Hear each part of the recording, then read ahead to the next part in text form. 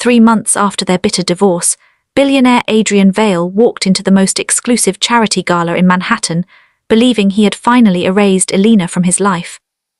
Then the room went silent.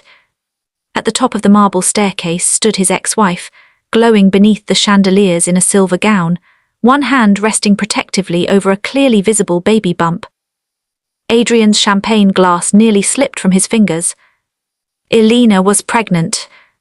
His first thought was cruel and immediate. She moved on that fast. His second was worse. Why did it hurt so much? During their marriage, Adrian had treated Elena like an ordinary, quiet woman who should feel lucky to stand beside him. He dismissed her advice, ignored her sacrifices, and eventually accused her of marrying him for money. When she signed the divorce papers without demanding a cent, he convinced himself it proved she had never truly loved him. But that night, everything he believed began to fall apart. Powerful investors crossed the ballroom to greet Elena with respect. Board members from Adrian's own company lowered their voices when she passed. Even his fiercest rival called her Madam CEO. Adrian stared confused until the host stepped onto the stage and announced the mysterious billionaire who had secretly saved Vale Industries from collapse. Elena Marlowe, his ex-wife, the woman he had humiliated, the woman carrying a child whose identity no one knew. Before Adrian could reach her, Elena took the microphone and revealed a decision that would strip him of the one thing he valued most, control. Then she looked directly into his eyes and said 7 words that shattered him in front of everyone. "You lost more than a wife, Adrian." What she did next made him question the divorce, the baby, and every choice that had destroyed their marriage. Before we continue, kindly subscribe and turn on the notification bell so you never miss another powerful story like this. If you believe a woman should never be judged by her silence, underestimated because of her kindness, or treated as though her worth depends on the person standing beside her, show your support by subscribing now. Your support helps bring you more emotional stories about love, betrayal, hidden strength, consequences, and second chances.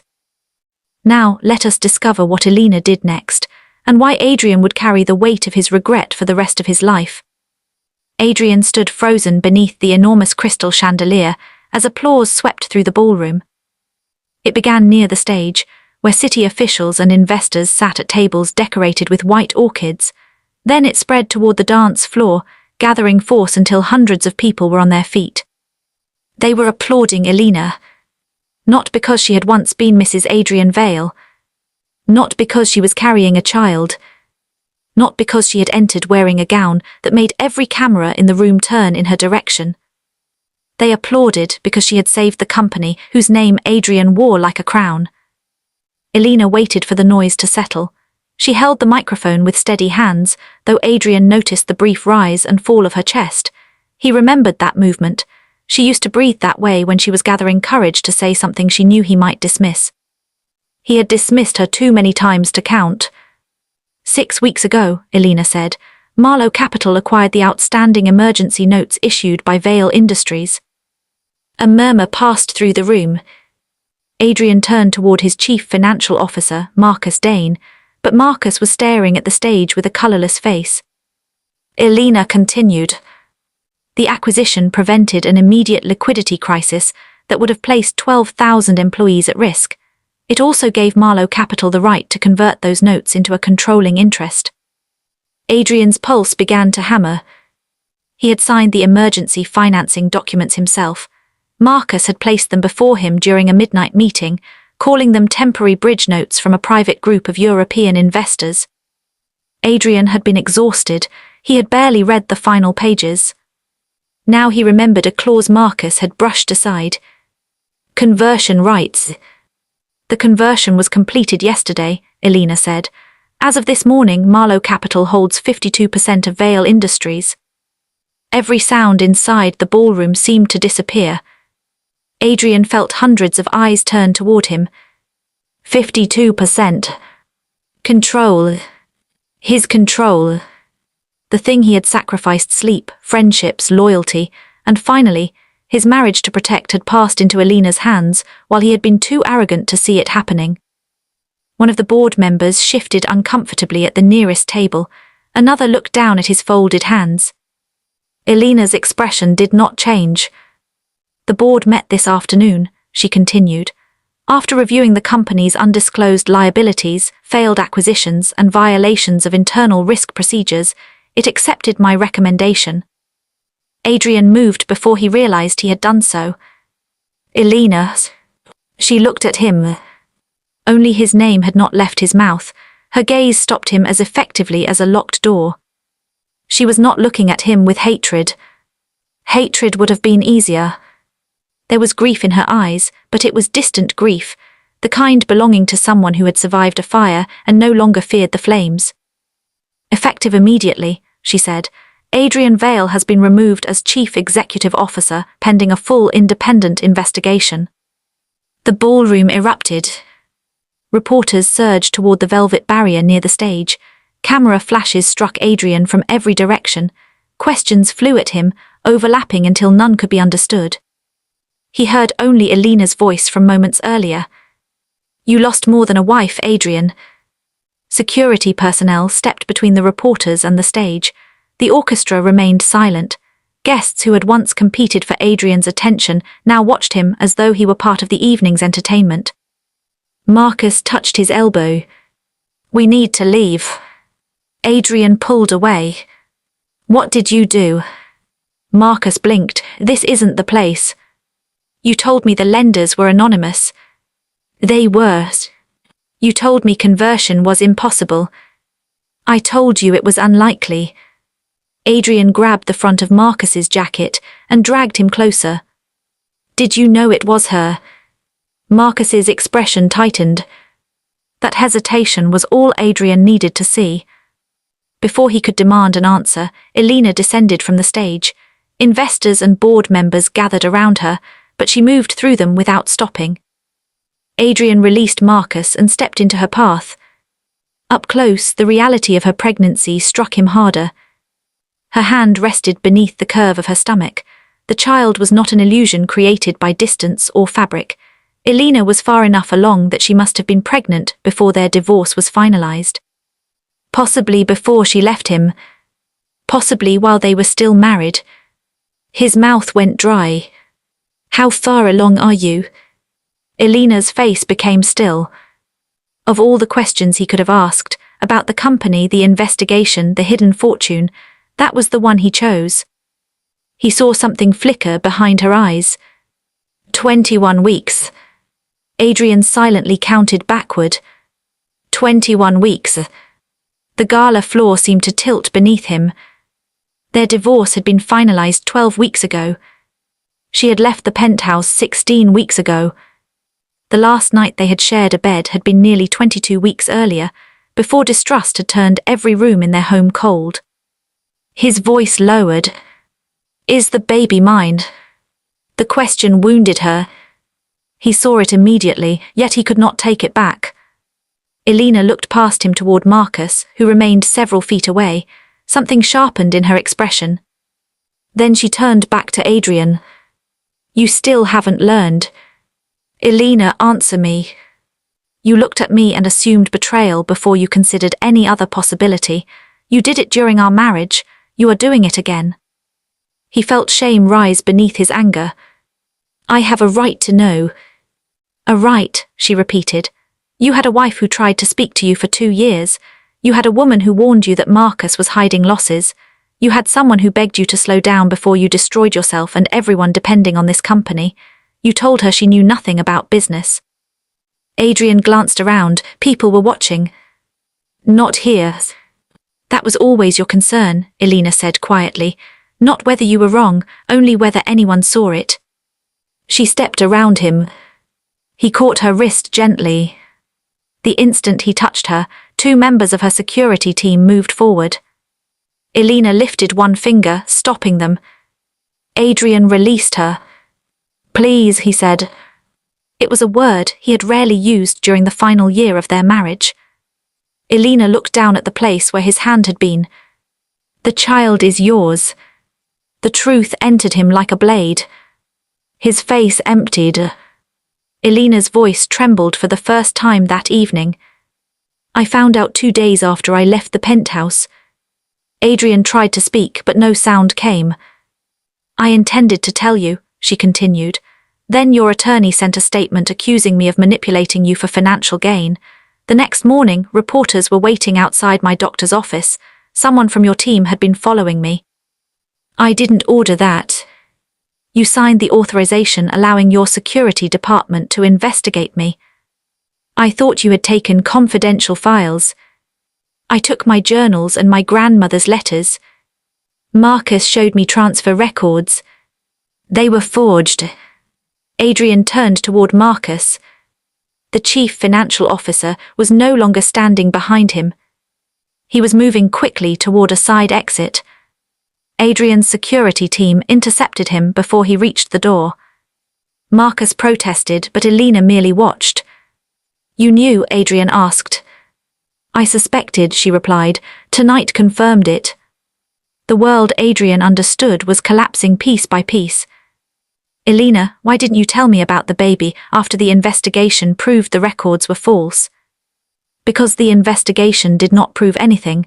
You stopped it 3 days after I left. He remembered. Marcus had told him the inquiry would damage the company if it became public. Adrian had accepted his recommendation and ordered the matter buried. At the time it had felt decisive. Now it felt like blindness. Elena's eyes shone but no tears fell. I spent our entire marriage hoping you would trust me without requiring a courtroom to prove I deserved it. When you failed to do that, I stopped believing a pregnancy announcement would change your heart. I would have. You would have questioned the child. Adrian could not deny it. He had done exactly that minutes earlier. Elena walked away. This time he did not stop her. As the ballroom doors closed behind her, Adrian remembered the first day they met. It had been raining so hard that traffic had stopped along Fifth Avenue. Adrian, 29 and newly appointed president of Vale Industries, had taken shelter inside a small independent bookstore. He had been impatient, angry about a delayed meeting, and barking instructions into his phone when he backed into a display of poetry collections. Books fell everywhere. A woman kneeling nearby looked up at him. She wore a dark blue sweater, faded jeans, and no jewelry except a thin silver ring on her thumb. Her brown hair was tied carelessly at the nape of her neck. You could apologize to the books, she said.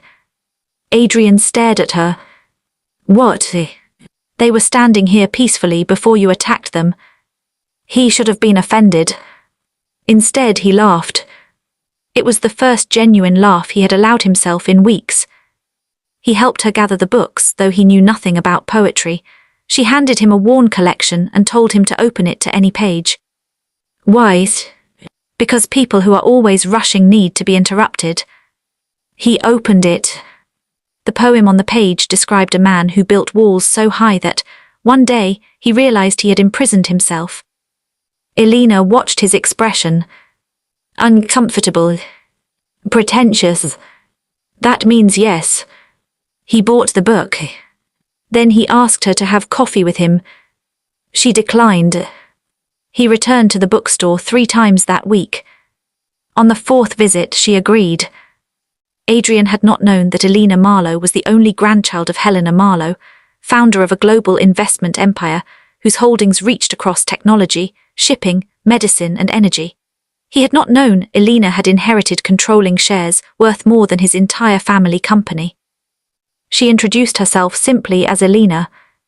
She worked remotely, dressed without logos, and lived in a modest apartment owned through a trust. She never lied about her life, but she did not offer answers to questions he never asked. Adrian assumed she was a freelance financial researcher. Elena allowed the assumption to stand because she wanted, for once, to be known before her surname entered the room. Years earlier, she had been engaged to a man who became fascinated by her only after discovering her inheritance. Every compliment he gave afterward seemed to contain a calculation. When she ended the engagement, he sold fabricated stories to the press and left her with a permanent suspicion of admiration that arrived too quickly. Adrian had been different in the beginning. He took her to crowded diners rather than private clubs. He listened when she spoke. He once cancelled a meeting because she had the flu, then spent an entire afternoon ruining soup in her kitchen. He told her he hated people who confused wealth with character. She believed him. Perhaps he believed himself. They married 18 months after meeting. The ceremony took place in a small stone chapel in Vermont with fewer than 30 guests. Elena's grandmother had died by then. Her fortune remained under a network of trusts managed by a private family office. Elena told Adrian she had inherited some investments, and he replied that he did not care. She loved him more deeply for not asking how much. During their first year, they were happy. Then Adrian's father suffered a stroke. Richard Vale survived, but he could no longer lead the company. Adrian became chief executive overnight, inheriting declining revenue, impatient shareholders, and a board filled with men who remembered him as a child. He began waking before dawn and returning home after midnight. Elena waited. She left meals in the refrigerator with handwritten notes. She attended company dinners where directors spoke over her. She memorized the names of employees Adrian mentioned and asked about their families. At first, Adrian apologized for his absence. Then he stopped noticing it. Power did not change him all at once. It changed him through 1,000 small permissions. He permitted himself to interrupt because his time seemed more valuable. He permitted himself to break promises because work appeared more urgent. He permitted himself to treat concern as criticism and patience as weakness. Marcus Dane understood this before anyone else. Marcus had joined Vale Industries as a young analyst and spent 15 years making himself indispensable. He praised Adrian's instincts, encouraged his largest risks, and blamed every failure on disloyal executives or changing markets. Whenever Elena asked a careful question, Marcus smiled as though indulging a child. At a dinner in their penthouse, Elena once asked why a shipping subsidiary's revenue had risen while its cash flow had collapsed. Marcus set down his wineglass. Accounting can be confusing if you don't work with it every day. Elena held his gaze. It can also be revealing. Adrian had laughed. Not because her question was foolish, but because he wanted Marcus's approval in front of 2 board members. He remembered Elena's silence afterward. That silence should have warned him. Instead, he mistook it for embarrassment. Months later, Elena found a report in Adrian's study showing that Marcus had pledged company assets to secure financing for a risky acquisition. The report was incomplete, but the figures were alarming. She waited until Adrian came home. "You cannot approve the Helix deal." He removed his jacket without looking at her. "We've discussed this." "No, you announced your decision. That isn't a discussion. Helix gives us access to 3 new markets. It also gives you $800 million in hidden obligations." Adrian stopped. "Where did you get that number?" "I reviewed the filings." "You reviewed them?" "Yes." "Why?" "Because you haven't slept properly in months, and Marcus keeps changing the projections." His face hardened. "You went through confidential documents. They were on your desk. That does not make them yours. I am trying to protect you." "From what? A balance sheet you barely understand." The words hung between them. Elena's voice became very quiet. "Do you truly believe I barely understand it?" Adrian could have paused. He could have remembered the insight behind her questions, the precision with which she read contracts, the strange respect seasoned investors occasionally showed her at public events. He could have asked who she really was. Instead, pride made the decision. "I believe you should stay out of matters that don't concern you." Elena looked at him for a long moment. "I thought your life concerned me." She walked out of the study. 3 weeks later, Adrian approved the Helix acquisition. The consequences did not appear immediately. Marcus moved losses between subsidiaries, delayed vendor payments, and issued optimistic projections. The stock price rose, and financial magazines praised Adrian as a bold leader. He framed one cover and hung it in his office. Elena looked at it once. Behind the smiling photograph of her husband, she saw the first crack in the foundation. She began investigating quietly. Not as Adrian's wife. As Elena Marlowe, her family office obtained public records, traced shell companies, and discovered that several Helix consultants were connected to Marcus through private partnerships. Money was leaving Vale Industries through inflated contracts. Elena tried to tell Adrian. Each attempt ended with the same wall. Marcus sensed the threat. He arranged for false bank records to appear in Adrian's security review, making it seem that Elena had transferred company documents to an outside investor. He suggested she might be preparing to profit from Vale's collapse. Adrian wanted the accusation to be false. But by then, mistrust had become easier than humility. He confronted Elena in their bedroom. She had been packing a small suitcase for a weekend visit to her grandmother's former home. "What is Solen Holdings?" he demanded. Her hands stopped. Solen was one of the companies controlled by her family trust. "Why are you asking?" "Because confidential reports were sent to an account connected to it." "I sent nothing. Marcus has records." "Then Marcus has manufactured them." Adrian laughed without humor. "Of course, everyone is lying except you." Elena slowly closed the suitcase. "Ask me what Solen Holdings is." "I just did." "No, you accused me, ask me." He stared at her. Something inside her was pleading for one final act of faith. He could not see it. "Did you marry me to gain access to this company?" The color left her face. Adrian heard the cruelty of the question, but anger would not let him stop. "You were always asking about deals and numbers. You pretended it was concern." "I did not pretend anything." "How much have you made?" "Nothing." "How much were you expecting?" She looked at him as though he had become a stranger while standing only feet away. "I loved you before I knew whether Vale Industries would survive the decade." "That isn't an answer." "It is the only answer that matters." He told her to leave. For years afterward, Adrian would remember that moment differently each time. Sometimes he remembered the way she lifted her chin. Sometimes he remembered the suitcase by the bed. Most often he remembered what she did not do. She did not shout. She did not defend her sacrifices. She did not reveal her fortune and humiliate him with the truth.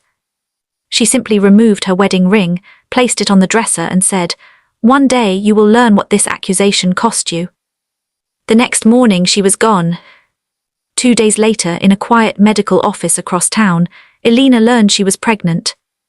She sat alone while the doctor spoke about appointments, vitamins and rest. Through the window, snow drifted between buildings. Elena placed both hands over her stomach. Joy came first. Then grief followed so closely that the two emotions became impossible to separate. She imagined telling Adrian. For one reckless moment, she pictured him rushing through the door, falling to his knees and asking forgiveness. Then her phone vibrated. A news alert appeared on the screen. Vale Billionaire files for divorce, CLAIMS financial deception. The article cited sources close to Adrian Vale. Elena read it twice. Her hope closed like a door. She did not know that Marcus had given the story to a reporter. She did not know Adrian had approved a general statement without reading the final wording. But Adrian's signature was on the authorization. That was enough. The divorce moved quickly. Adrian's attorneys expected a battle over property. Elena signed the agreement without requesting the penthouse, the cars, the art, or a single dollar. Her lawyer warned her that walking away might look like surrender. "It is not surrender," Elena said. "It is an exit." She kept the pregnancy private, telling only her physician, her closest friend Naomi, and the director of her family office. Then she turned her attention to the company Adrian was destroying. She could have let Vale Industries collapse. Some of her advisors recommended exactly that. The company's stock would fall, assets could be purchased cheaply, and Adrian would learn a lesson no speech could teach him. But 12,000 people worked for Vale. They had mortgages, children, medical bills and futures that had nothing to do with Adrian's pride. Elena remembered visiting a Vale manufacturing plant during the first year of her marriage. An older employee named Samuel Ortiz had shown her photographs of his daughters. He had worked there for 27 years. They treat this company like a kingdom, Elena told her advisors, but it is not a crown, it is people. Through Marlowe Capital, she purchased Vale's emergency debt.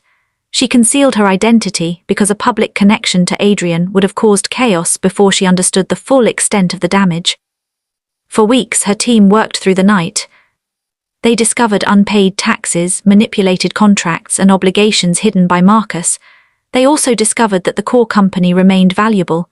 Its employees were skilled, its products respected, and its collapse preventable.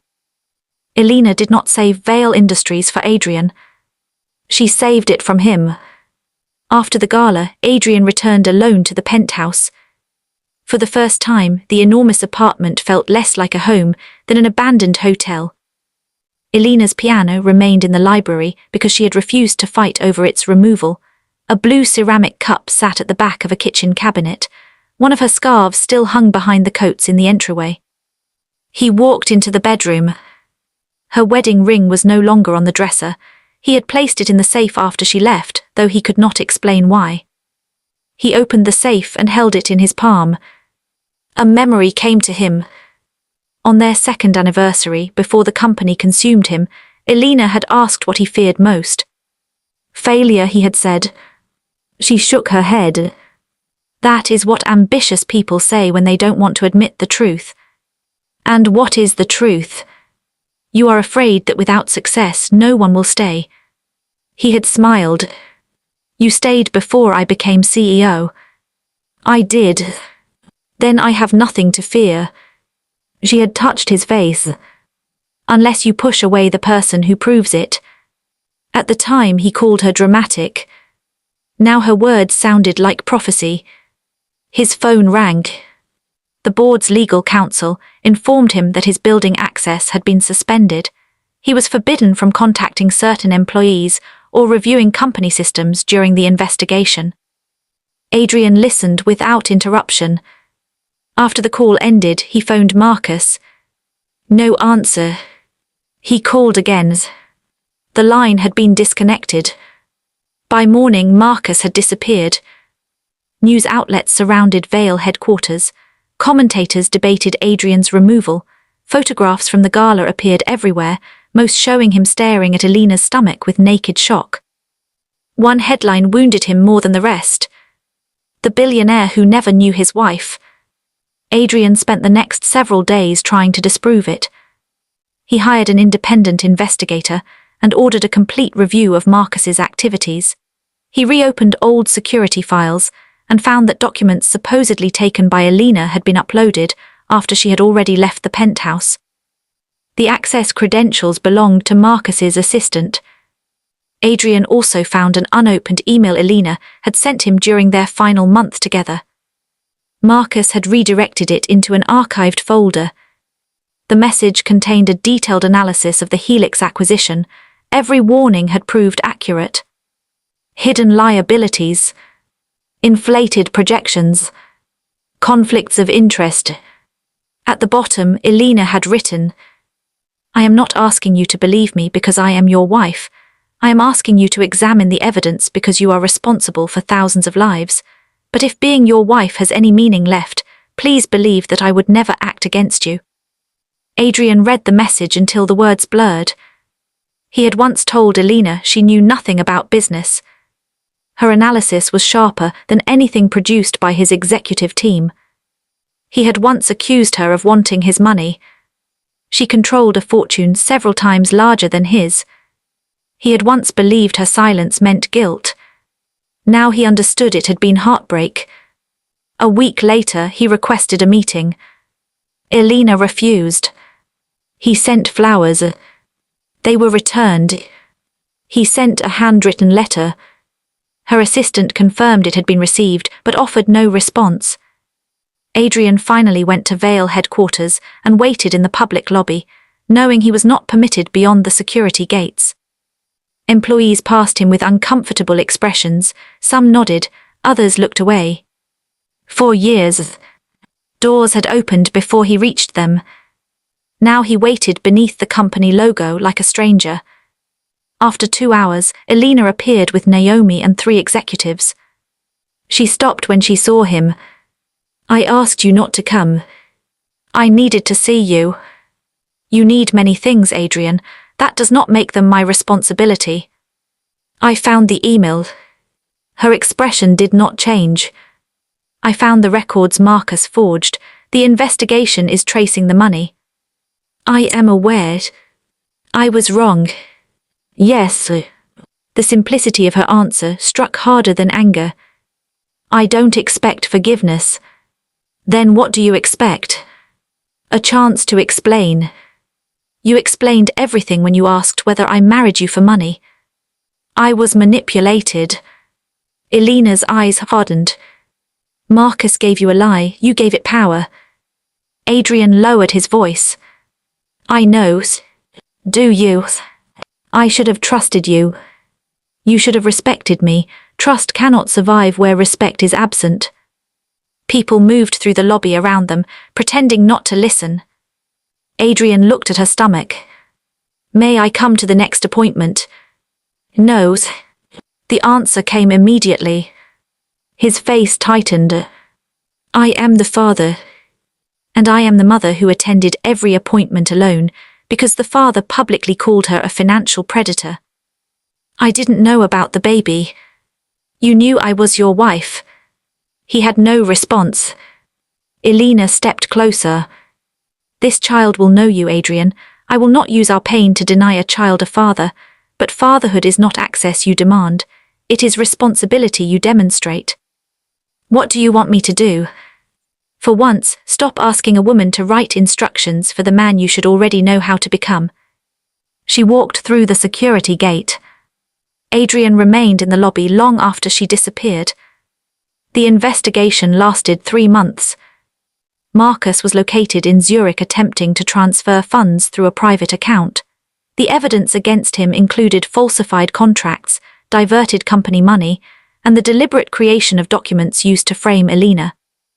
But the investigation also found decisions Adrian could not blame on anyone else. He had approved reckless debt. He had silenced internal auditors. He had removed 2 executives who challenged Marcus's forecasts. He had chosen praise over truth repeatedly. At the board hearing, Adrian did something no one expected. He did not defend himself. He sat across from Elena and the directors and accepted responsibility. "I was deceived," he said, "because deception told me what I wanted to hear. I cannot claim credit for successes made under my authority and blame every failure on the people beneath me." Several directors shifted in surprise. Elena watched him carefully. "The company deserves leadership that values questions more than obedience," Adrian continued. "I did not provide that leadership." His statement cost him any immediate chance of returning as CEO. It also marked the first honest decision he had made in years. The board formally removed him and appointed Elena chief executive for a minimum term of 3 years. Reporters waited outside.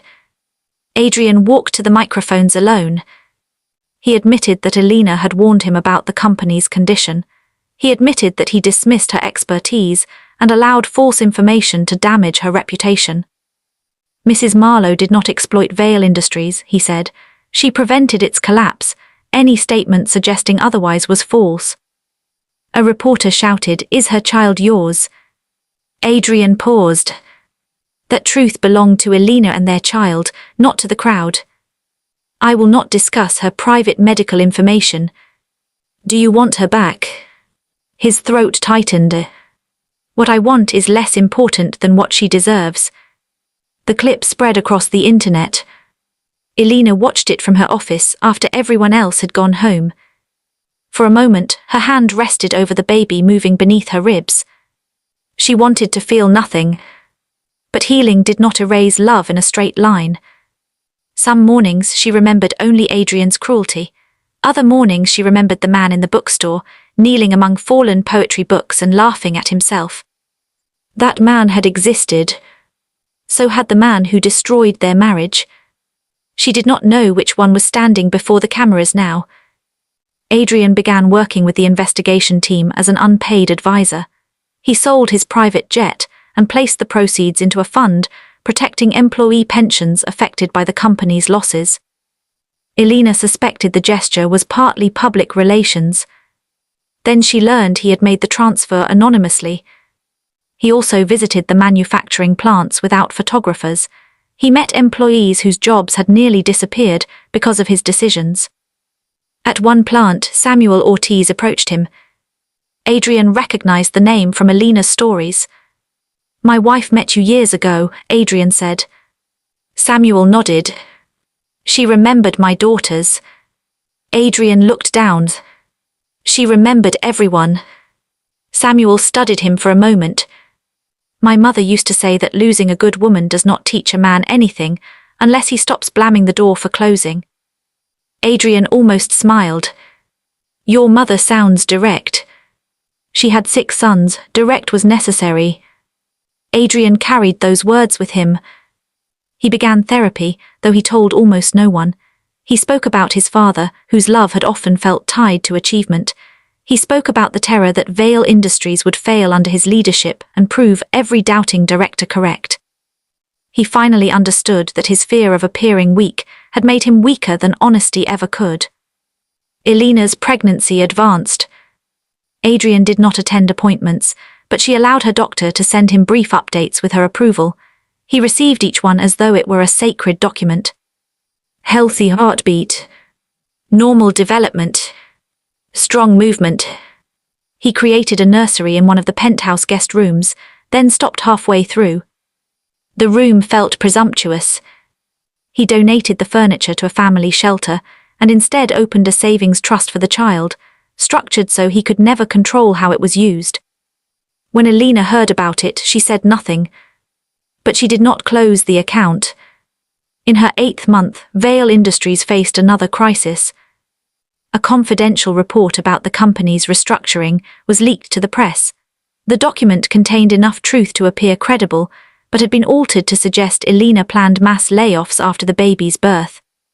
The company's stock fell sharply. Employees panicked. Elena's advisors urged her to remain out of public view because stress could endanger her health. She refused. "This is designed to make me appear unstable and secretive. Silence will strengthen it." At the emergency press conference, reporters packed the room. Adrian watched from the back. Elena stepped to the podium and explained that the restructuring plan would eliminate vacant executive roles, not factory positions. She provided audited figures and answered every question calmly. Then one reporter asked whether pregnancy had affected her ability to lead. The room went still. Elena's expression remained composed. Before she could answer, Adrian moved forward. He had no official role and no invitation to speak. Still, the cameras turned. "The question is insulting," he said. Elena looked at him sharply. Adrian faced the reporter. "Vale Industries came within days of financial collapse under my leadership. Elena Marlowe stabilized it while pregnant. No one questioned whether my personal life affected my judgment when I was making decisions that nearly destroyed the company. Her record has answered your question." Another reporter called out, "Are you confirming that you are the father?" Adrian looked at Elena. He would not answer without permission. For several seconds, they held each other's gaze. Then Elena gave the smallest nod. "Yes," Adrian said, "I am the father." The room exploded with questions. He lifted one hand. "And before anyone turns that fact into a romantic story, understand this. Elena owed me no public protection after the way I treated her. She saved this company because employees deserved better. She protected our child because she is a responsible mother. Neither action excuses what I did." Elena felt tears threaten for the first time in months. Not because he had defended her. Because he had defended her without asking for anything in return. Security escorted reporters from the room after the conference. Elena remained near the podium, one hand pressed to her lower back.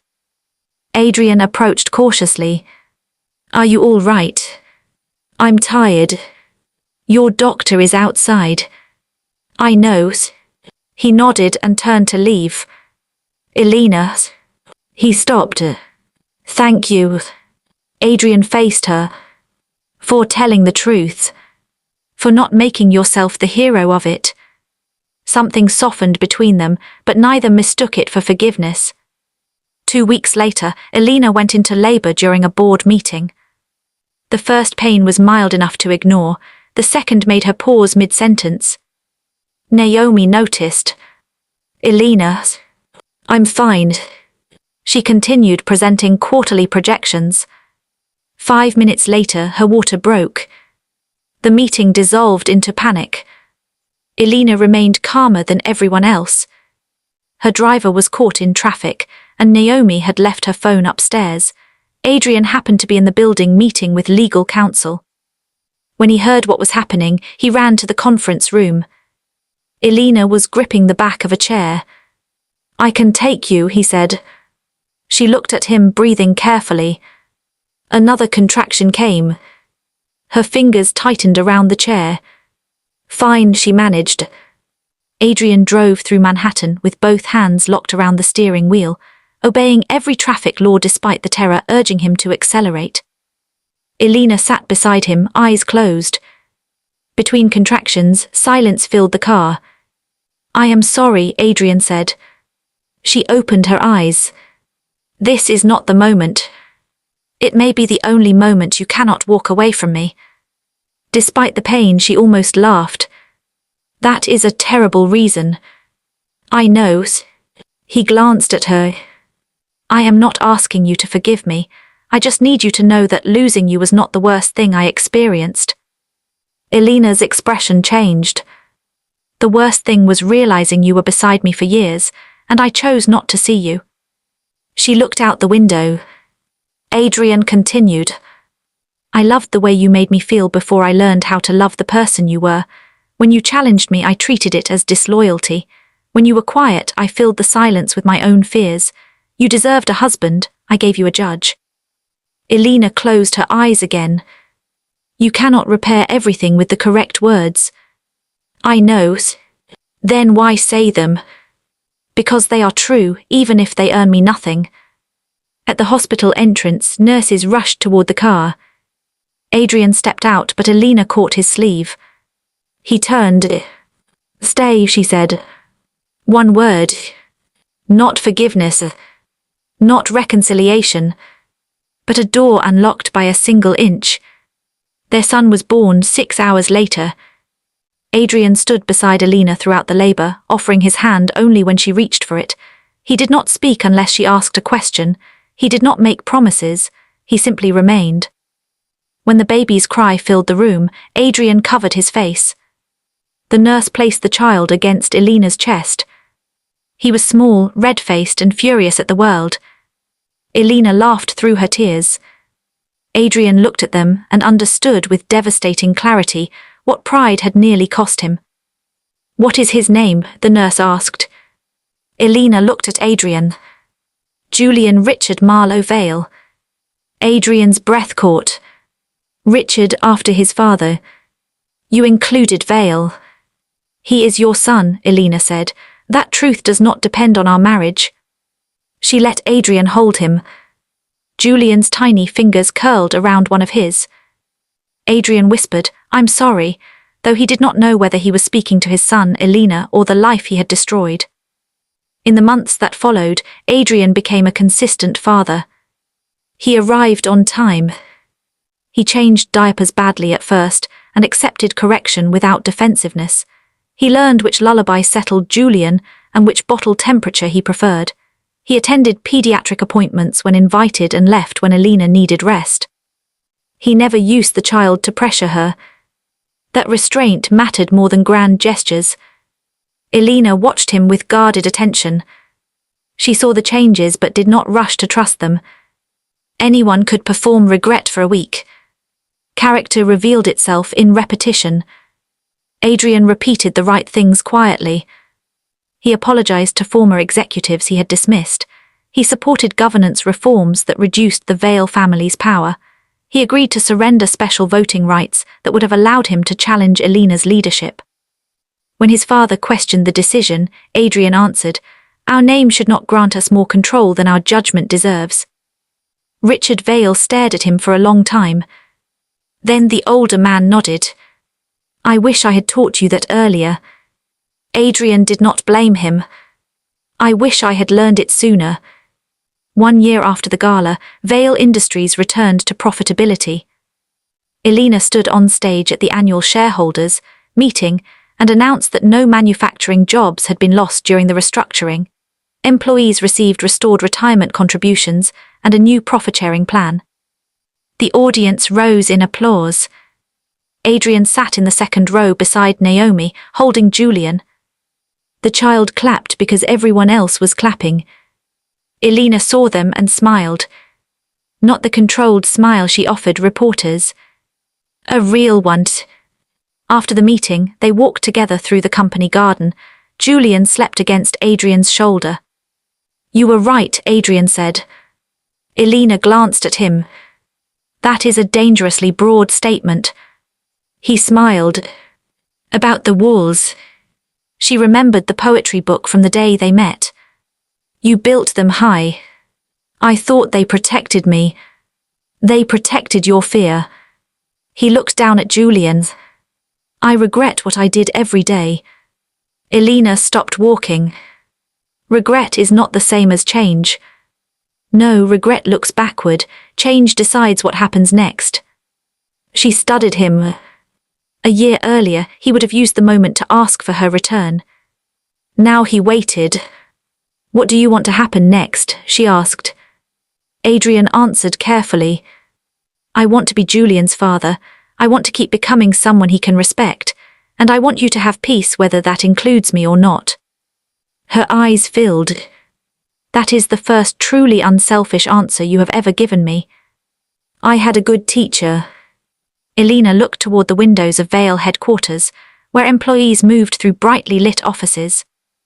"You know what crushed me most?" she asked. Adrian's face tightened. "What?" "It was not the accusation. It was that I kept remembering the man from the bookstore. I kept wondering whether I had imagined him." "You didn't." "No," she said, "but I also did not imagine the man you became." "I know. I cannot return to our old marriage. I would never ask you to." She stepped closer and adjusted Julian's blanket. "Then perhaps we do not return." Adrian barely breathed. "Perhaps," Elena continued, "we begin with coffee." Hope rose in him, but he did not grab at it. "Coffee sounds good." "At the bookstore." "The same one." "Yes." "Will you say no the first 3 times?" A faint smile touched her lips. "I haven't decided." 2 days later, Adrian arrived at the bookstore early. He wore no suit, brought no security team inside, and chose a small table near the poetry section. The shop looked almost unchanged. Rain tapped against the windows, just as it had years before. Elena entered carrying Julian. Adrian stood. For a moment, past and present overlapped. The woman in the blue sweater, the wife placing her ring on the dresser, the chief executive standing beneath chandeliers, the mother who had survived everything he had failed to give her. She handed him Julian and removed her coat. On the table lay the same poetry collection Adrian had bought the day they met. Elena touched its worn cover. "You kept it." "I did not understand it then." "And now?" He opened to the marked page. The poem still described a man who built walls until they became his prison. "I understand that walls can be taken down," Adrian said, "but the person outside them is not required to wait." Elena sat across from him. "No," she agreed, "she is not." They drank coffee while Julian slept between them. There was no dramatic declaration, no instant restoration of trust, no promise that love would erase the consequences of betrayal.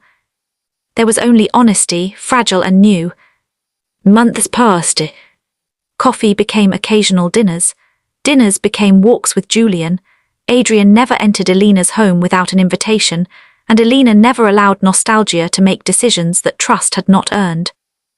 Slowly, she began to see that his change did not disappear when no one applauded. He listened. He asked questions. He admitted uncertainty. He no longer needed to be the most powerful person in the room.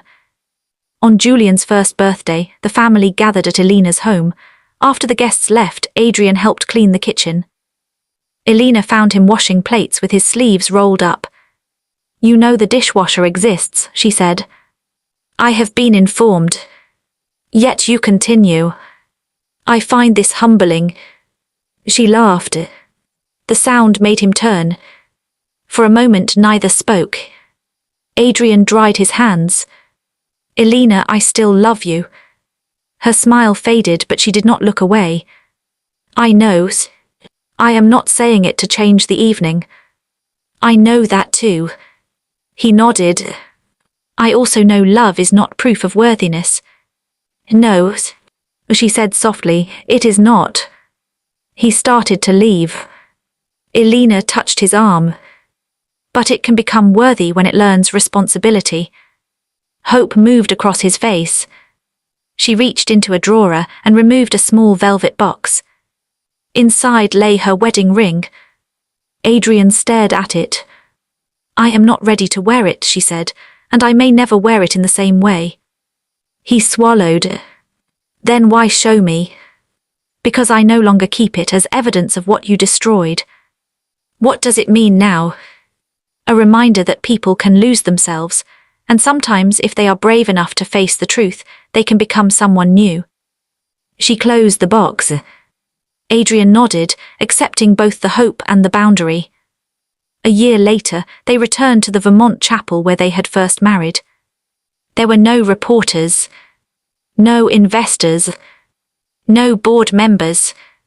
Only Julian, Naomi, Richard Vale, Samuel Ortiz and his family, and a small circle of people who had witnessed not perfection but change. Elena wore a simple cream dress.